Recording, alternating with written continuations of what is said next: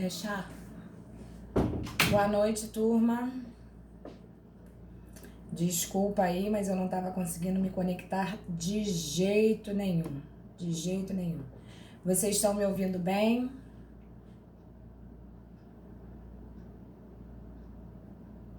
Ok. Bom, vocês viram que eu postei materiais lá?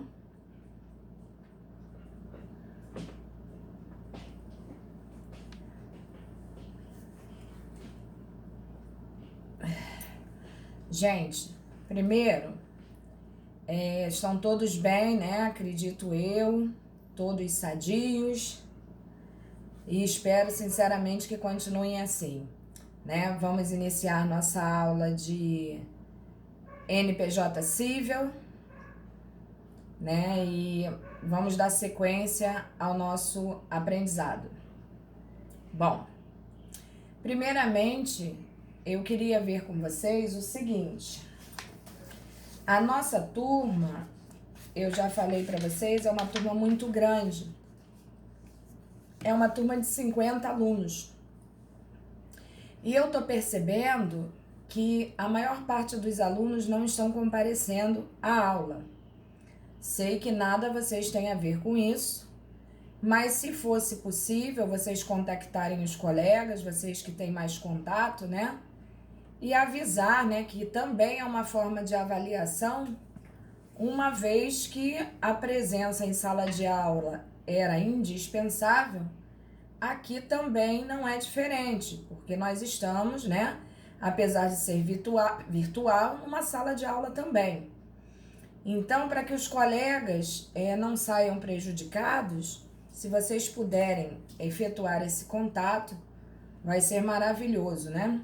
Então, eu conto com a ajuda de vocês, tenho certeza que poderão fazê-lo. Bom, como eu perguntei, todos ouvindo bem, né?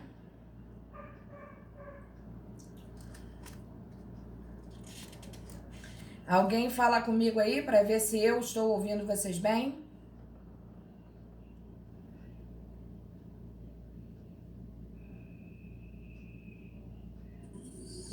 Professora, tá ouvindo bem? Tô, Vanessa, tudo bem? Tudo bom, graças a Deus. Graças a Deus, isso que é importante. Deixa eu falar uma coisa para vocês. Vocês repararam que eu coloquei um material sobre como fazer uma peça. Vocês pegaram isso?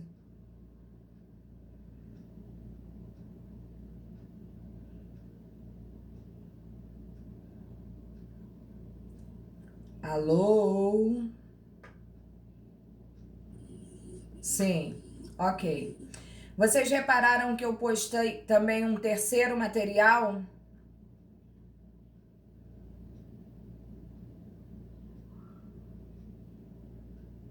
Beleza. Beleza. Repararam? Hã?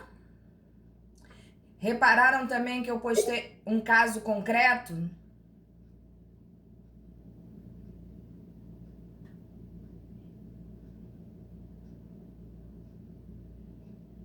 Tá. Então, o que é que eu quero propor a vocês hoje? Nós paramos no nosso material 2.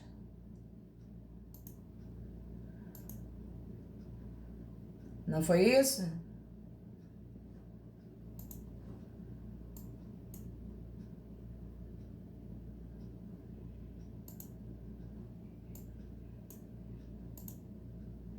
Paramos na página 15. Quando a gente entra nos honorários advocatícios. O que eu vou fazer? Ah, não, página 15 vai ser muito rápido. Nós vamos acabar esse material. Vamos entrar no material 3. Vamos falar um pouco sobre petição inicial. Já terminamos o material?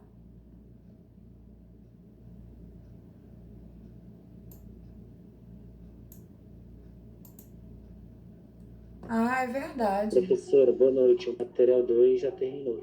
Terminou, né? Beleza. Então, nós vamos entrar no nosso material 3. Nós vamos iniciar a nossa prática jurídica no sentido prática mesmo agora. E eu vou, essa peça processual que eu coloquei para vocês, para que vocês sigam, né, todo o método que ali está, porque é um método seguido pela própria OAB.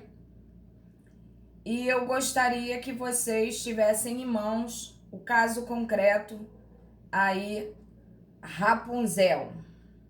Isso aí, Edinho. Então, o que eu vou fazer com vocês? Hoje nós vamos dar essa explicação de como iniciar uma petição inicial.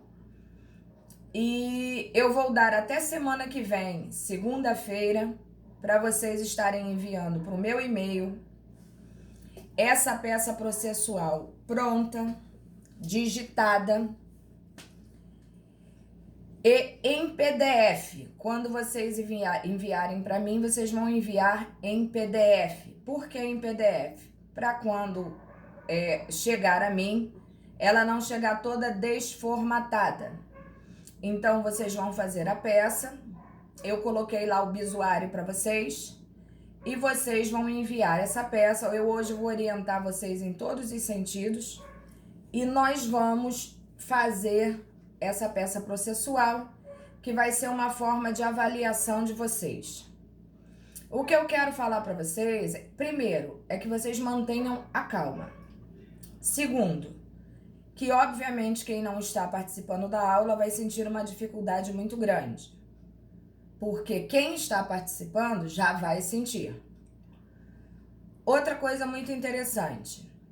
Obviamente que a internet, se a gente futicar, sempre irão existir peças processuais. O que eu quero do meu aluno é que ele tenha um raciocínio jurídico. E para isso eu vou estar aqui orientando-os, até nos artigos que vocês vão ter que utilizar, eu vou ajudá-los. Então, o que eu peço a vocês? Tenham a consciência de que, em sendo a primeira peça processual de vocês, eu sei exatamente qual é o grau de dificuldade, eu sei exatamente a dificuldade de encaixar o raciocínio, eu sei os temores, eu sei as inseguranças, eu estou acostumada a corrigir esse tipo de situação. Então, para mim, não vai ser nada diferente. E eu sei exatamente o aluno que fez por conta própria e o aluno que fez um copia e cola da internet, num caso mais ou menos parecido. Então, o que eu peço a vocês?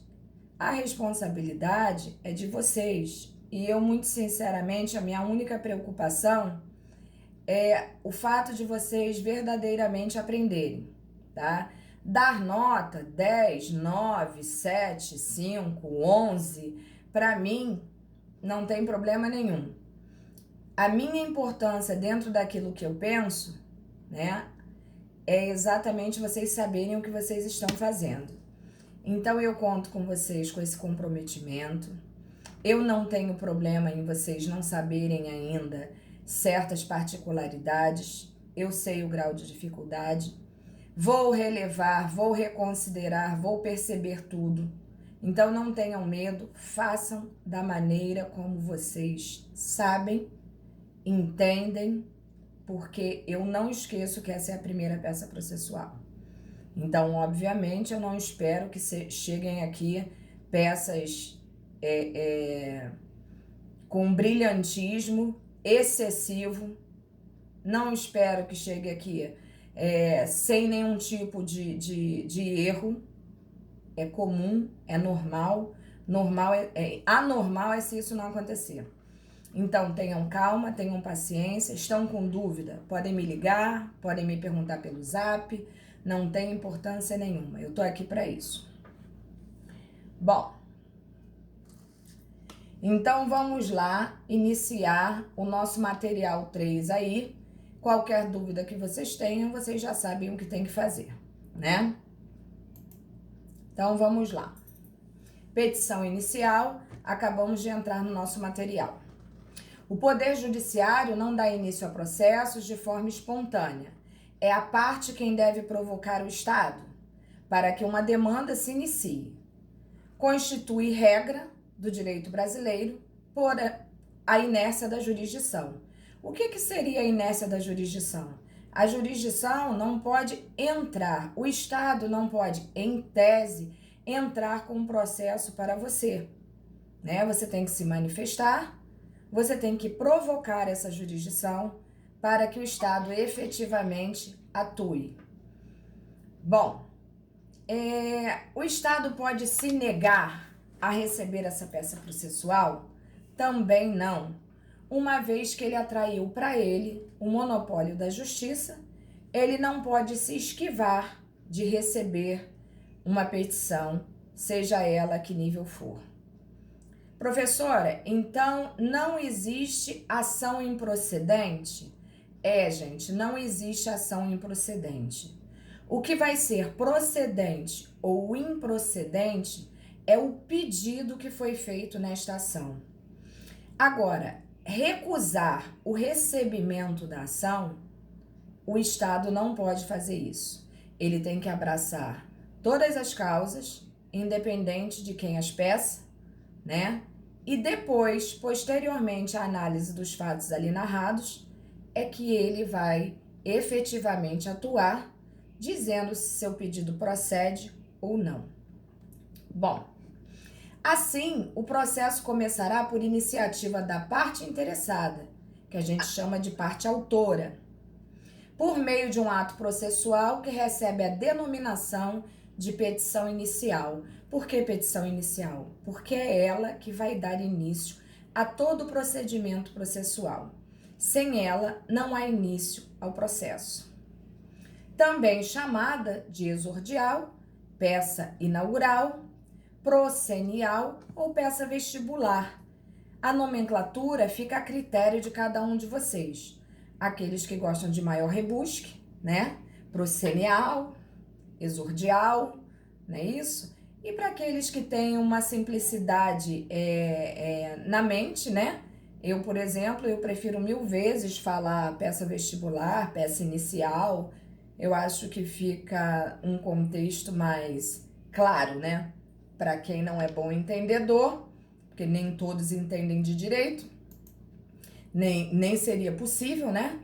Então eu acho que fica realmente mais evidente. Mas isso é muito pessoal, cada um sabe aquilo que mais se encaixa ao contexto e as características da pessoa, né?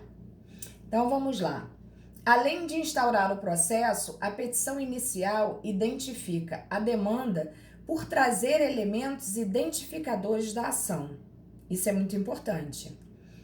Partes, causa de pedir e pedido.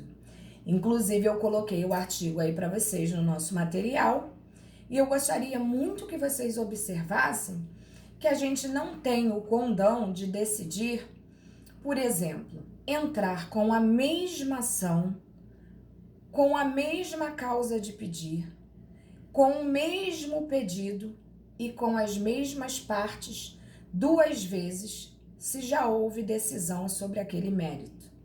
Então, muito cuidado com isso também, porque tem gente que não entende e acha que pode entrar 2 vezes. Muito cuidado. Discutiu-se o mérito, ou seja, aquilo que foi pedido na ação. Foi decidido, acabou aquela situação ali, acabou aquela demanda. Não há que se rediscutir o que já foi discutido. Para isso existe, né, a fase recursal. Se você não está satisfeito, você se manifesta a partir do recurso que lhe é cabível. Então vamos lá. Tais elementos são importantes para identificar quando uma ação é igual a outra e caracterizar situações de indevida repetição de demandas, por litispendência, coisa julgada e eventualmente perempção. Tá? Então a gente tem que ter muito cuidado, porque se tiverem 2 ações que sejam idênticas, uma vai ter que literalmente sumir do mapa. E geralmente some aquela que entrou por último. Bom, Relembrando aí, vocês lembram ainda o que é litispendência?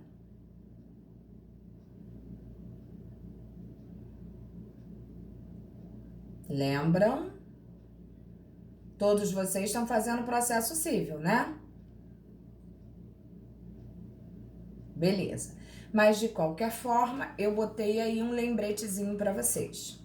Então, litispendência é o estado de um litígio conduzido simultaneamente perante dois tribunais do mesmo grau, né?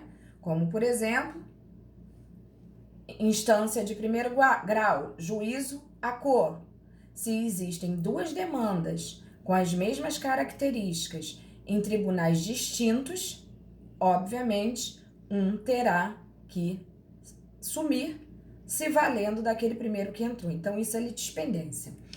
Então, vamos lá. Um e outro igualmente competentes para julgá-lo, o que leva a providenciar que o processo seja retirado de um em favor do outro. Isso é litispendência. Coisa julgada é a qualidade conferida à sentença judicial contra a qual, em tese, não cabe mais recursos, né? Tornando-a imutável e indiscutível.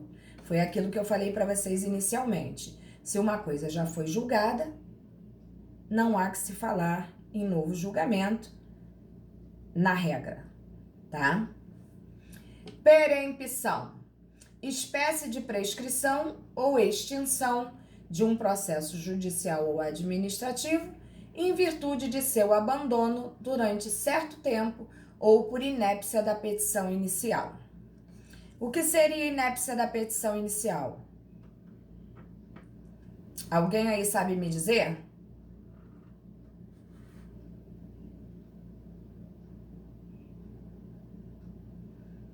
Vamos lá, porque se eu começar a falar para vocês que eu tô avaliando vocês pela participação, eu tenho certeza que todo mundo vai querer falar. Que não possui os requisitos. Ah, sim, posso entender que sim, né? Existe uma falha qualquer, um vício qualquer, né? Que tem que ser sanado para que dê prosseguimento. Se isso não ocorrer, realmente não há que se falar em andamento da ação. Perfeito. Então vamos lá. Em relação à forma, todo ato processual, dentre os quais também a petição inicial, por certo, deve seguir algumas diretrizes. Estar em português, sendo possível, contudo, valer-se de alguns termos em latim, sobretudo os já consagrados, né? Pelos usos e costumes de quem realmente trabalha com a prática jurídica, né? Os atuantes do direito. Nós temos o condão, né? De nos utilizarmos muito facilmente de palavras, não somente palavras, mas frases em latim. E geralmente essas frases e palavras em latim, elas já são reconhecidas dentro do mundo jurídico. E isso confere às petições um formalismo a mais, entendeu? Uma seriedade a mais, que é uma característica muito forte, né? Na área jurídica. E, sinceramente, eu não vejo, como eu já ouvi muitos amigos falarem, um dia isso acabará. Não vejo isso acontecer. Há muitos anos trabalhando em situações, né, em causas jurídicas, e realmente se utilizam demais, e acho até que fica realmente mais bonito, entendeu? Então, certas situações a gente não tem como realmente evitar. Não devem existir cotas marginais, né, anotações feitas à margem. Isso acontecia muito quando o processo ainda era físico, né? Porque às vezes o advogado, na hora de digitar, tinha algum erro, alguma coisa assim, e ele retificava, fazia um asteriscozinho e assinava de que ele que fez a mudança naquela petição.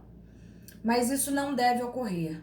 Toda situação nesse nível deve ser consertada antecipadamente, tá? Só em situações assim extremíssimas que talvez o cartório venha realmente aceitar. No entanto, hoje não mais isso acontece, uma vez que os processos são todos online, né? Mas nunca esquecendo que existem várias, principalmente do interior, que os processos físicos ainda existem bastante, e também alguns juizados, né? De fóruns aqui no subúrbio, por exemplo, tem muito ainda se utiliza muito processo físico. Então, não esqueçamos disso. Deve ser assinado. Essa assinatura, obviamente, do advogado, né? E hoje por meio de assinatura digital. Não deve conter rasuras. Exatamente, reafirmando aquilo que nós falamos anteriormente. A rasura pode gerar uma insegurança jurídica, né? Uma vez que pode se entender que você estava pedindo uma coisa, por exemplo, e a rasura fez uma mudança, uma outra pessoa, vamos dizer assim. Então, realmente não deve se admitir rasuras numa petição. Até aqui tudo bem, gente?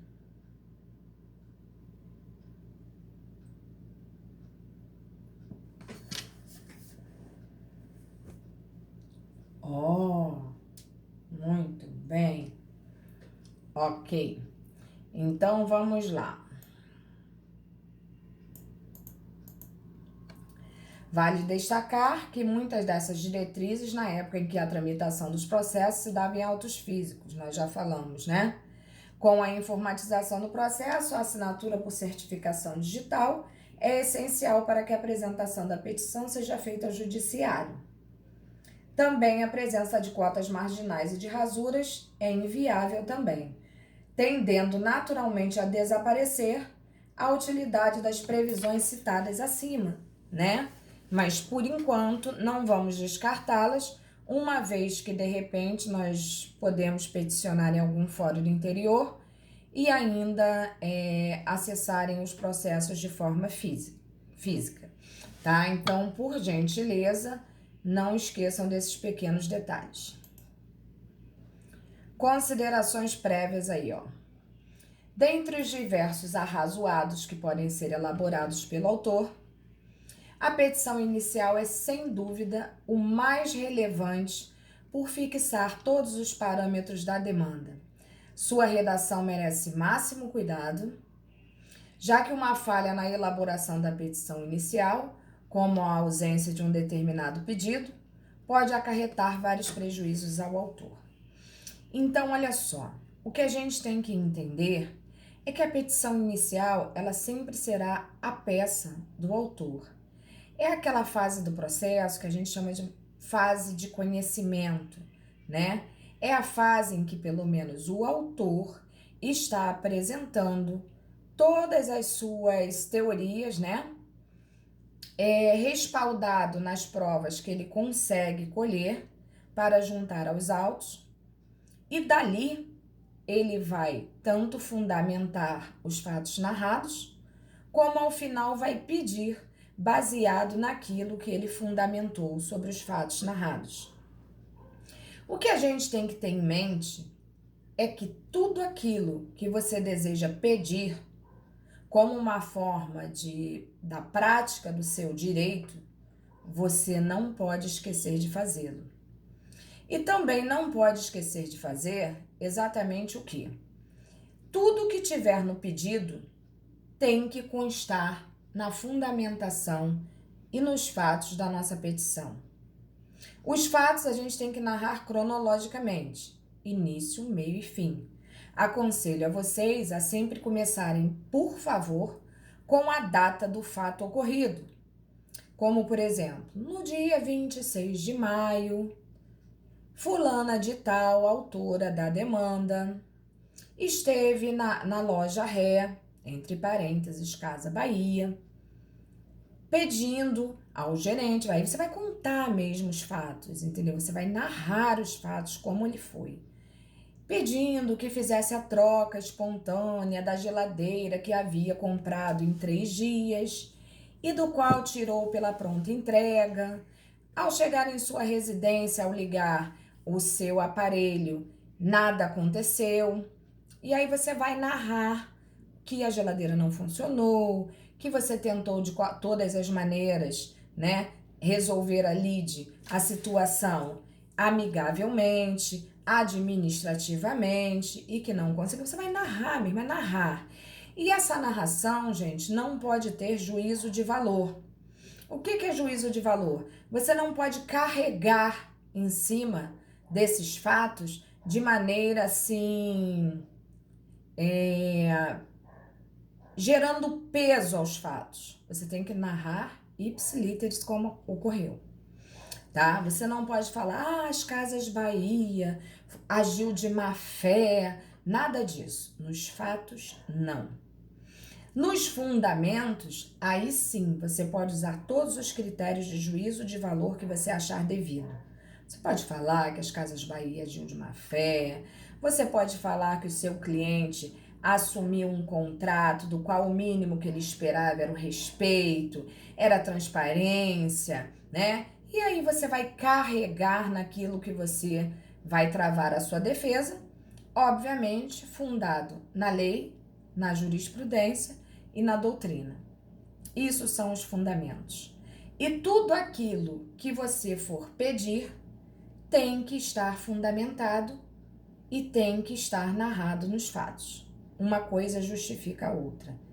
Eu não posso pedir uma coisa que não está lá em cima. Assim como o juiz também não vai me dar nada além do meu pedido.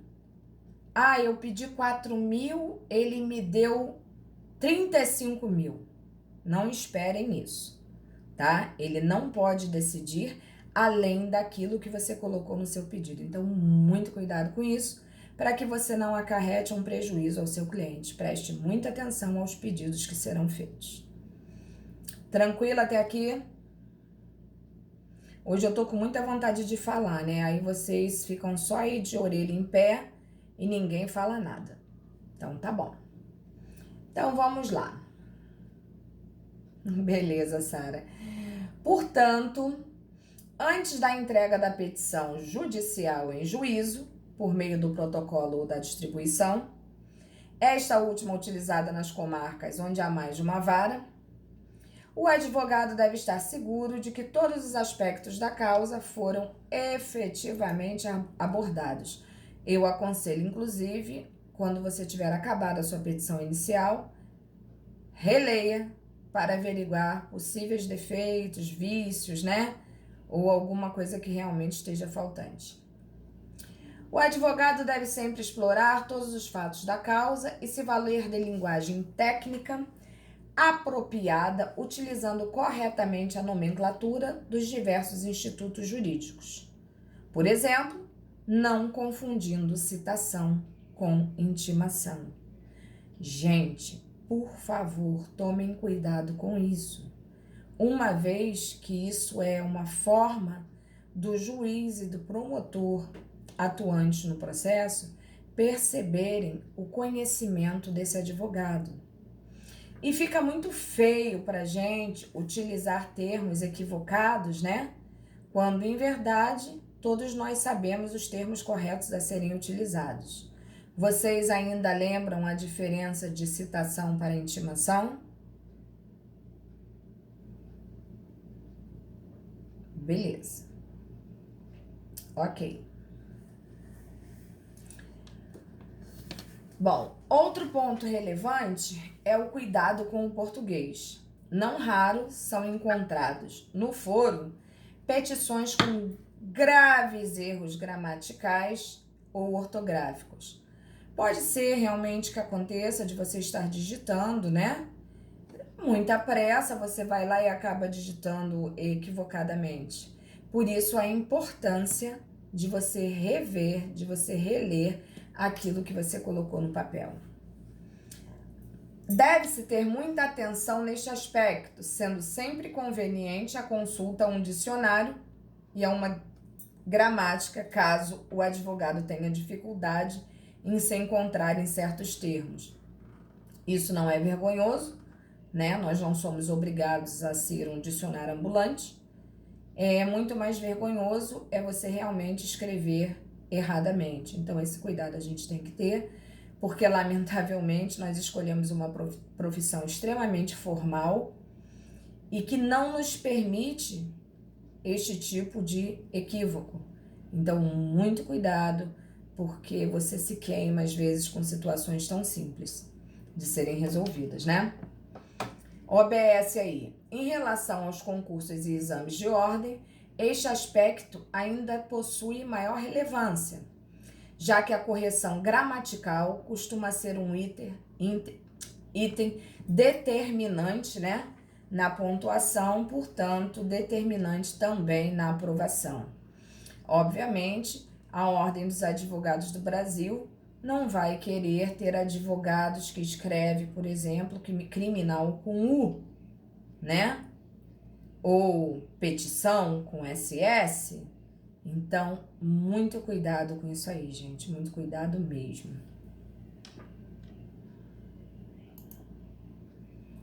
Além disso, é certo que uma causa corriqueira no foro, como um pleito de alimentos ou despejo por falta de pagamentos, pode ser apresentada de maneira mais simples do que uma demanda mais complexa, em que se discute tema novo ou se apresenta diferenciada tese judiciária.